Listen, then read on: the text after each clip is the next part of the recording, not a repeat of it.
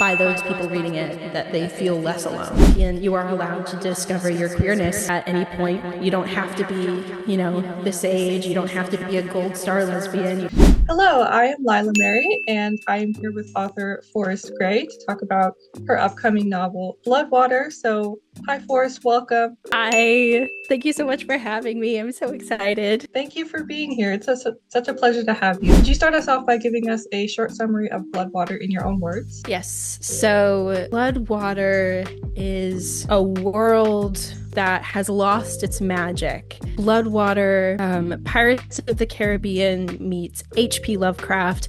It's got this very dynamic, very detailed world where magic has faded and there are some people who can still practice it. Ultimately, it's gone and nobody really understands why. People have been led to believe that it's just gone. But all of a sudden, these old gods are waking up and they are, without giving too much away, claiming people as sort of their mouthpieces.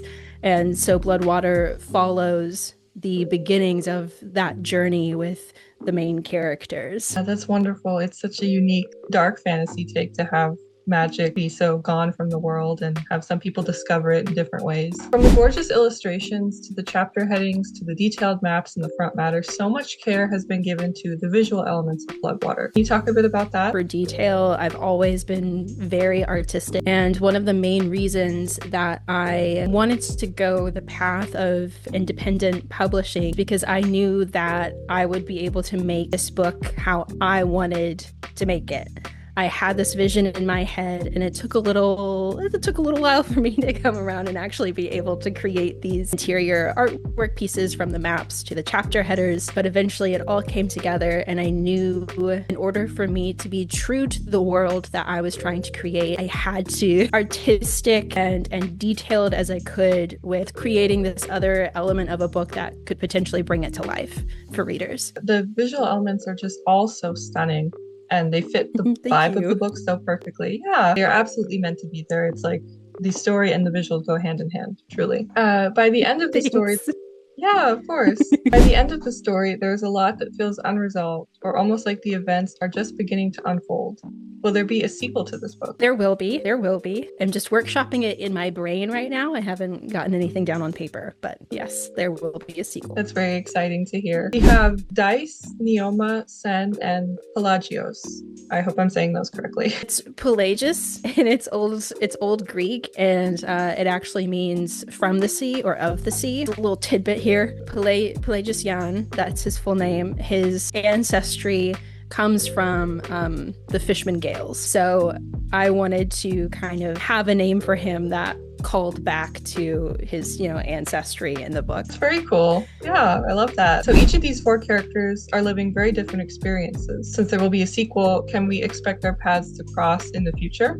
Yes, their paths do cross in the future. I have very clear ideas of where they meet, and how they affect each other already. Yeah, I totally get it. When you are a fantasy writer planning a story with more than one book, you often see like the big grand moments in the end of the series first, and then it's all that work to actually get to the point where you can write those moments that is more challenging. Yeah, for sure. So the ocean, from its history to its personification, are a central theme in this book that unites all the characters.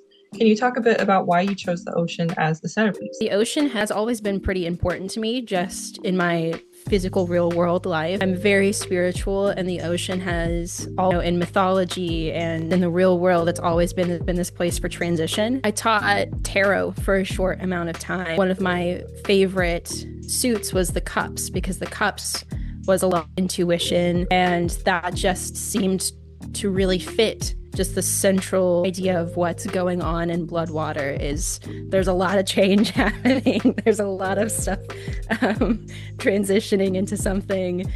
I'm also a tarot reader, so that's wonderful to hear that you drew some inspiration from cups with the ocean, which I totally agree. The ocean and water in general is it represents transition and change, and how nothing is permanent, how everything is movable. So I love that. I love that detail. The world building of BLOODWATER is so rich and vibrant. It feels completely real. Do you have a favorite piece of the world building? I know favorites are hard for authors. Favorites are really hard. I don't know exactly about favorite because it all feels very important to how I wrote it and what the story is, and dropping you in all of these places so that you can get a feel for the world, but also for the characters. For me, the most important region that I built was the country of Esmar. As a native in diaspora and as someone who is disconnected from my ancestry, it felt very important for one of the main subplots to be of this place that is literally sinking because of the way the colonizers have treated the land that is not theirs. So that was my favorite. The most important part of the world building was making it both fantastical and fitting into this fantasy world, but also have it be realistic enough to tie into some very real world problems. So the country of Esmar was the most important part of the world building, and as my opinion as the author, but hope I did it justice. Details in the world building. This world is just so rich, and there has obviously been so much care put into every little aspect of it. That Esmar, all the places are cool, but I did think Esmar was a very, very cool place. Wonderful metaphors. What would you say is the through line in all the characters and their very different experiences? Disillusionment. That, and just change, realizing that they understood, whether that was about themselves or about their place or where they're living at that moment, isn't what they thought it was. And facing very real questions that we as people have of like, how much of this is my fault? You know, are things this bad because I ignored it, or are things just this bad because that's just how it is, and I've got to figure out how to go along with it. I've just got to figure out how to survive. Disillusionment is definitely like the thing that connects all of them, despite stories kind of just happening at different levels. I mean, is it even a dark fantasy novel if your characters are not being totally upended by change and their lives and everything like that? Yeah, just throw everything out the window. Let's face our shadows. Let's face the realities of our world.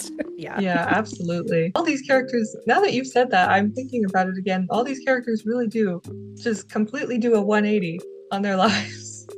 Yeah. It's like, how could I make this as challenging as possible while still being true to the story? Yeah, absolutely. How important was it for you to include the darker elements of this story, as well as making this book unapologetically queer? Very important on both counts. The darker elements, as a person who struggles with anxiety and depression, I feel like I would have really been lying to myself if I made this high fantasy world as clean and crisp and happy and blah, blah, blah as possible. And there's definitely a place for high fantasy that is lighter and like might have a little bit of a struggle. But I feel like with dark fantasy, and this is just like pertaining to me writing it, I feel like I owe it to the genre to sort of create these moments where it's like, oh, how do I feel about this going on? I'm always drawn to darker fantasy because I just think it's more interesting. I like messy stories. I like conflicts. I like people going on a messy murdering spree in a fictional way. So yeah. I loved all those elements about this book. As for the queer part, as a queer person, again, I feel like I would have been lying to myself if I didn't write queer characters. You know, I feel like in the kindest way possible, straight cis people have enough books out there. And now more than ever, I think it's really important as queer people, as queer writers, that we keep saying, you know, we're here in the real world. We're here in fantasy. You're not going to be able to let that out. You can ban as many books as you want, but we're still going to be here writing and existing. So it was really important for me to put that in what is going to be my debut novel. Also, I am a queer person who didn't realize that they were queer until mid-20s almost. So that is something that I wanted to include, and people will find that as they read about Naoma and how she is an older woman who had what is considered, you know, like a typical heteronormative family. And then she goes through these experiences and is like, wait a second, was I doing that to appease other people and because I didn't know that was something I could choose or was something else happening. And that was really important for me to include in storylines specifically, is that you're no less queer just because you figure it out later in life. You still have a right to figure those things out as a queer person. No one's gonna really punish you for it except yourself. You know, you are allowed space and time to figure out who you are and figure out what you want, no matter your age. I love that. I love that more and more we're seeing queer characters in media and fantasy. It's just so important. I love the way that Naoma is portrayed in the book. She was one of my favorite characters, and Yay.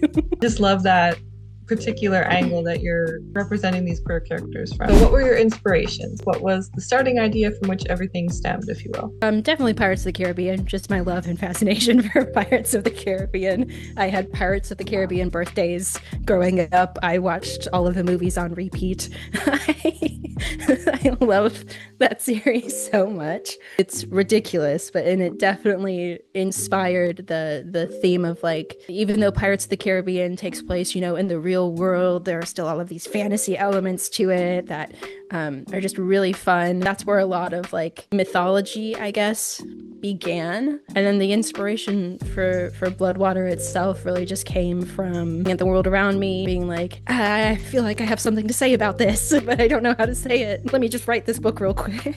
I mean, your outfit right now is kind of giving Pirates of the Caribbean in a little bit of a way. This is my fanciest outfit I have. So love that.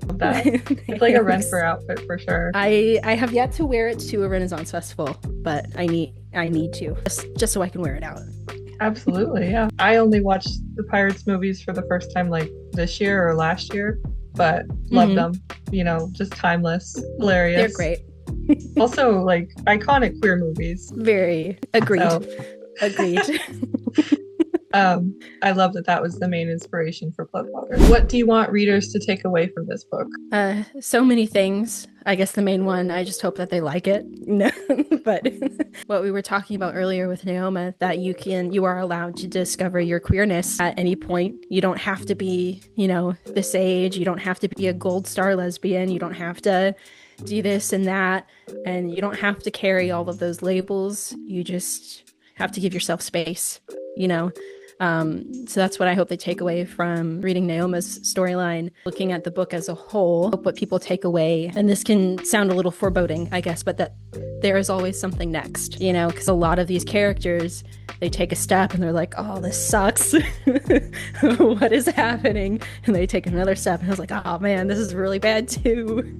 But it can feel like that for a lot of people, especially if you're like me, struggling with anxiety and depression. It's like, oh, is this next step gonna, what is gonna happen with this next step? There are always answers for us out there. A lot of times those answers reside in self-discovery. And I think I feel like I'm going a little off tangent, but self-discovery and dissolution need to happen in order for change to happen. And even though Bloodwater is a dark fantasy and it is a little scary, change is not a bad thing when it gives us the answers we need. And that's another thing that happens a lot in this book, is these characters are finding out things not just about themselves, but about the people they've surrounded themselves with that they had been ignoring. That's going to happen whether you choose to change yourself and change when it is presented to you, or when you're forced into change. You just have to decide if you want to look at it yourself, or if the world is going to have to force you to look at it because you've been ignoring it. Tangent there. No, I change is good. Yeah, it absolutely is. It's so necessary. Without it, we would never grow. Other types of books and in real life, bad things happen and we think our life is over because one thing has ended, when often it was necessary because it wasn't right for us. And it's just like the universe getting it out of the way so that what is right for us can find us. And that's definitely something I thought about while reading Bloodwater, is that these people think that the world is ending and there is no next step, like you were saying, but it's like the last step of one journey. And it was like necessary for that period of your life, but that period is over now and you're starting a new one. Change needs to happen. We can't be too afraid of change. What does this book mean to you? A lot. It means a lot. It's almost 2 years of my life building it and writing it and trying to hone in as many details as possible But it really is a piece of myself, and writers will say that about their work, but like it really just feels like a piece of myself. With Dice, I wrote so much of my own struggle with like my shadow and my depression, and that really came out with her storyline, and so much of what I struggle with kind of came through in metaphor with her sort of progression.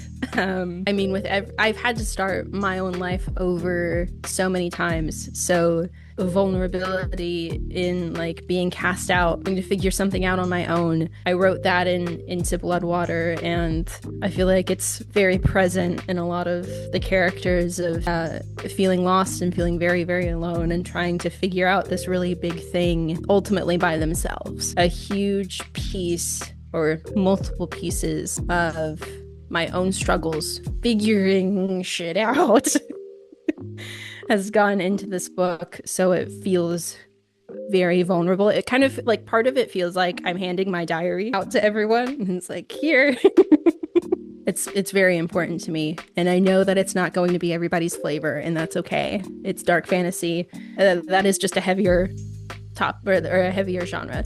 So I know not everyone is going to pick it up and be like, oh yeah, this really resonates with me, but I know it will hit home for a lot of people. And I just hope by those people reading it that they feel less alone. Yeah, that's beautiful. All writers, I think, pour pieces of themselves into their work, and that's what makes it their work. We can't help but put pieces of ourselves into our characters or their struggles or the world or whatever it is, just so that it does end up feeling like a piece of ourselves. And it is very vulnerable to share that with like someone that you know, especially because it does feel like you're bearing yourself. It's almost easier to share your work with a stranger because they don't know, like they might not recognize some things that people that you're close with would recognize in the book. So that can be very hard, but just congratulations on finishing it. Thank you so much. It was a long road.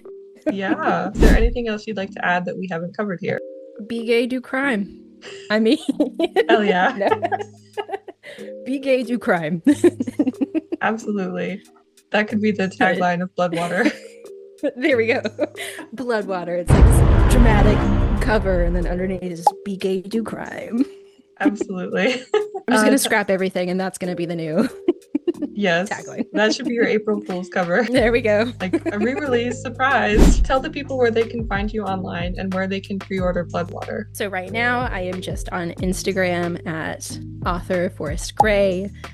You can find me on Threads, I believe under the same. I'm so bad at remembering my usernames. When the book is ready to come out, and I'm hoping I'll be able to do pre-orders. There are some technical stuff I need to get together first, but you will be able to find it on Ingram Spark first, and then later you'll be able to find it on Amazon. Wonderful. Thank you so much for being here. Thank you for having me. So to everyone watching, I will include Forrest's social media links and any links for Bloodwater in the description. Thank you everyone so much for watching. Again, check out Bloodwater. I will be leaving a review of my own wherever I can, when it's up in the systems, like on the Goodreads and Amazon pages and things like that. So check out Forrest Graey, check out Bloodwater. Links are in the description, and I will see you in next Friday's video. Bye.